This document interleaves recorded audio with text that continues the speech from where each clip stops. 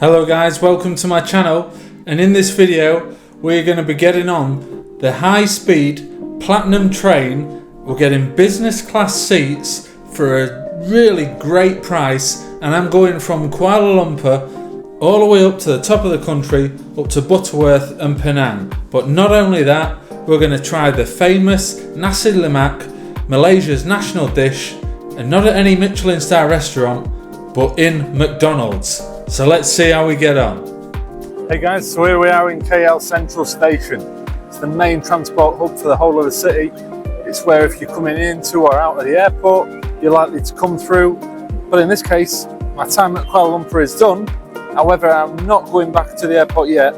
I'm going back further up north, all the way back to Penang, which is the food capital of Malaysia. If you haven't already watched my video on that, then you need to check that out. I'll pop a link in here. But this video I want to have a look at how do we get there. I'm going on the express train, actually getting business class. So business class train from Kuala Lumpur up to Penang. Butterworth is the station, and I paid 160 ringgit for it. So I'm getting business class seats for £28. It's a 3 hours 45 journey, so that's a ridiculously cheap price that I'm paying. And it's not like your normal trains that perhaps have in UK or other countries. It's supposed to be a really, really high level, and they call it the Platinum Train. So I want to show you what it's like, have a little, video, a tour of what the experience is. But I need to find where I'm going first. So I've got dropped off, and this station is massive. I can't really see at the moment where I need to go. The other thing that I need to do is I want to eat. I'm always hungry, as you guys know. So we'll have a little look around at just what facilities there are in this central station and see what food we can get. I want to try and get something Malaysian if we can. So come with me and let's go. Yep, got absolutely no idea where to go. But there's a little information booth here, so hopefully they can save me as to which way to go. She just pointed and said over there. Repeated that 3 times, and so yeah, absolutely none the wiser. I'm just going to go over there in that direction, which has about 5 different things, 5 different trains. So who knows, maybe we won't be leaving Kuala Lumpur, Malaysia after all. And you know, when you're hungry and you aren't eating anything, it's just pretty difficult to make any decision, isn't it? So yeah, KL Sentral.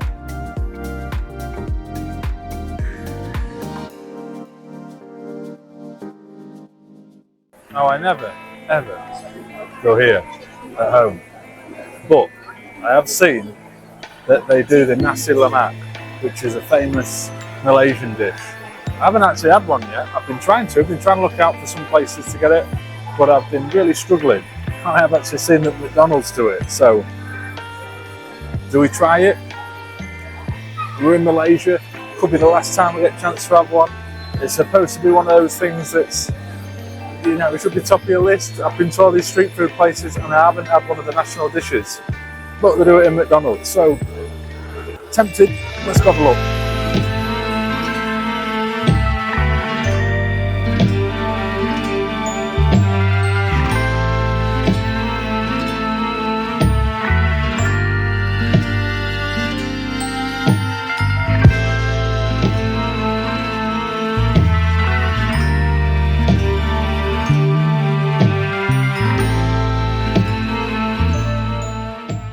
It's cultural experience, is it not? Nasi Lemak in McDonald's in Malaysia. Gotta try it. So we've gone for it, it's arrived. We've got the Nasi Lemak. A couple of bits of chicken, bit of rice in there, some sort of dried fish that they have. It's supposed to be coconut type rice traditionally. Got fried egg on top of it. And I've gone for some extra chicken. And you do get an extra little bit of sauce, some sambal sauce. My friend didn't come with it. Just is a bit of an unpaid extra in this movie, but I'm sure he's happy about it. It looks it. Yeah. So this, usually you would mix this, pour this on the sauce, onto the rice. Use your hands to eat it. Might be a little bit messy for me today to do that, maybe. Oof, it's got a kick to it. Very spicy.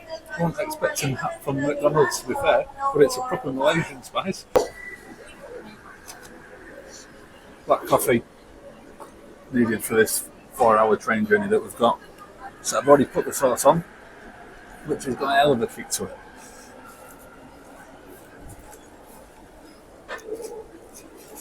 So I know you're supposed to use your fingers really, but the colour of that, I'll end up staining my fingers for days. Well, certainly not 5-star cuisine. It's not winning any Michelin awards, but I actually don't mind the chicken. Obviously the strange fried egg that you get, a little bit plastic. Rice is fairly basic, I guess. That's also got kick to it. Yeah, there's dried little fish there, a little bit strange, but I mean, it's not my favourite dish, but it is the national dish of Malaysia, so you have to give it a try while you're here. And yeah, what a cultural experience sat in KL Sentral Station eating a McDonald's.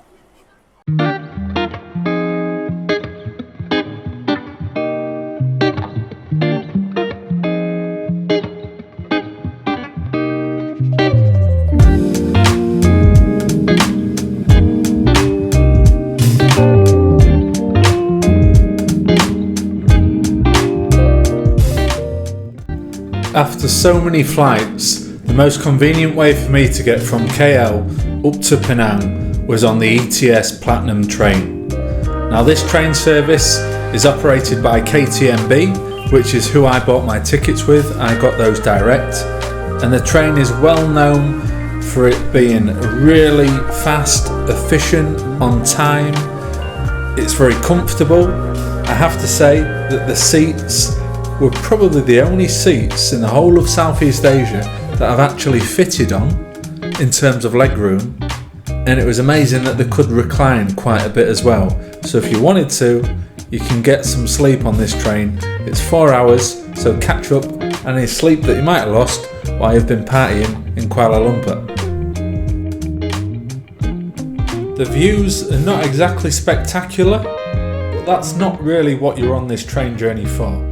We are trying to get from A to B as fast, as efficient as possible, and we want to do it in a little bit of luxury. So this is the business class section and seats. As part of that, you get complimentary food, which you can see here.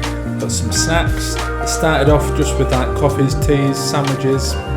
Even give you a pair of headphones that will fit in the fold-out TV. This Platinum train stops at less stops than the Gold service, which makes it faster, makes it quicker. Even though it's only 4 hours, you do get a couple of meals along the way. So it's a really good mode of transport. You can work, you've got free Wi-Fi, or you can have a little sleep. And I've started the trend. It's funny how that happens in Asia. You do something, stand somewhere or take a photo, and everyone wants to do the same thing. Trendset. But here we are, landed in Butterworth. 4 hours that train took, but nice and easy journey. Longest amount of leg room, best reclining seats I've had anywhere on any mode of transport in the whole of Southeast Asia.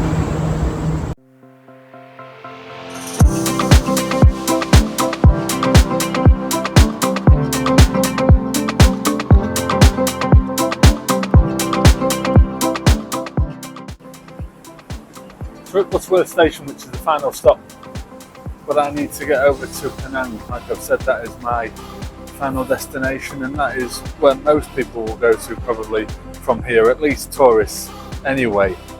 Amazing little place, you know. It's, like I said, check out my other videos on Penang if you haven't done already. But in terms of how do we get over there, there is a ferry that runs. I mean, it's quite late, it's 8 o'clock now, so it may not be on. I need to double check that. But apparently this is the best way, the quickest way. It takes 10 minutes and it's something like 2 ringgits to get across to Penang. There is a bridge that connects it. And one thing I will mention is that most of my travel, most of the way that I've done things throughout all of Southeast Asia, Malaysia, Thailand, is through the Bolt or the Grab. I use Grab, use the taxi app. It is the Southeast Asian version of Uber, and really cheap, ridiculously cheap, the price that you pay in these countries. And you know, you haven't got any of those issues, the language, the communication barriers. You just put in where you want to go, where you want to get picked up from. If you don't want to, you don't even have to speak to them. So how much more easy has that made travelling? And I know that when I go to some places in Europe and they haven't got Uber or anything like this yet, it makes it a little bit more difficult. Taxi drivers try and rip you off a little bit, and you just haven't got any of those problems at all.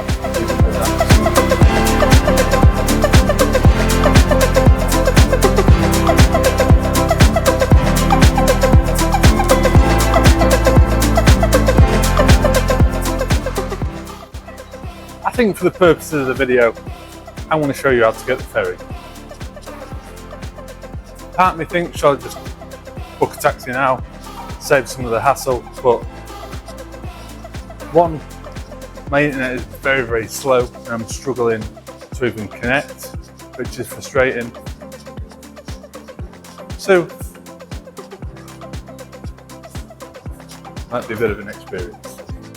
And just for education purposes, for reference, I've checked the taxi to pick me up from here, from Butterworth, to go to my hotel in Penang, in Georgetown, and it's saying 38 ringgits, which is around about £6.70, apparently. So I don't know exactly how much this ferry is, but it's got to be really cheap, hasn't it, to make it worthwhile with all the hassle and the time. I don't know how often they run, maybe every 15 minutes, something like this. This is what I need to check, and probably what I should have checked before, but I guess that's the reason that you're watching this video.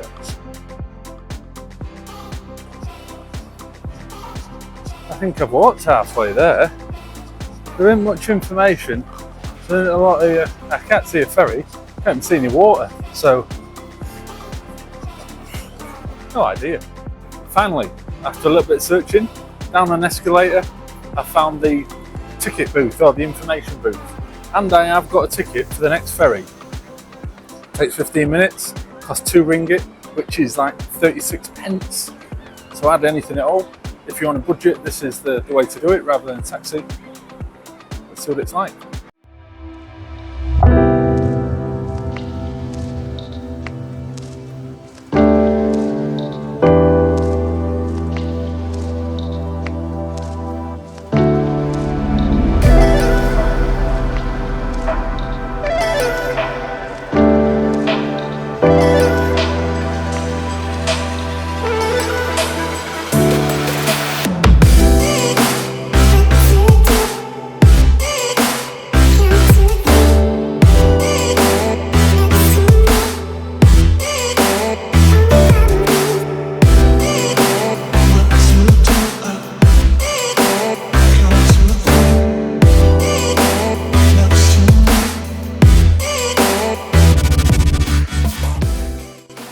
So maybe the ferry is a little bit unnecessary. You could just get a taxi, which is probably what a lot of people do, a lot of tourists do. But this seems to be what all the locals use. It's maybe easiest to get in scooters across, vehicles, things like that. But a bit of an experience, see the city from, you know, obviously from the ocean, then why not? It's 30p.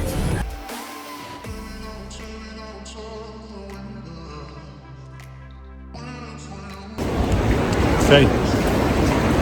Come out the other side, no seasickness to worry about, and now I just need to get to my hotel. So the only thing is that I've still got book a grab. I'm still a 20-minute drive away, which I thought would be a little bit closer than that, and instead of being 38 it's 12, so it saves me £4 pounds.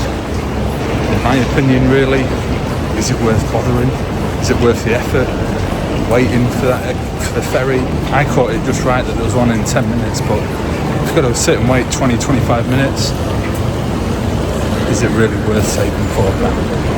Or do you just get a taxi as soon as you get out of Butterworth and drive and save all of that hassle? For me, I would do that. But at least I've shown you. I've got a little experience going on the ferry, and now you guys know.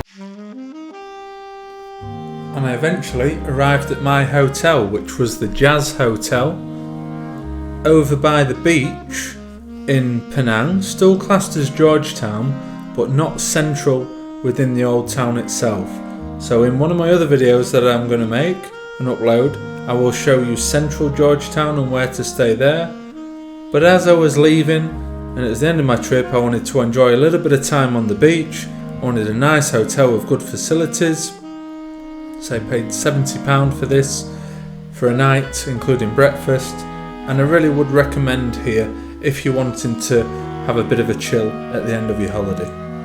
So please like, subscribe, follow my page. I'll be creating many more videos on Thailand, Malaysia and Southeast Asia. See you in the next one.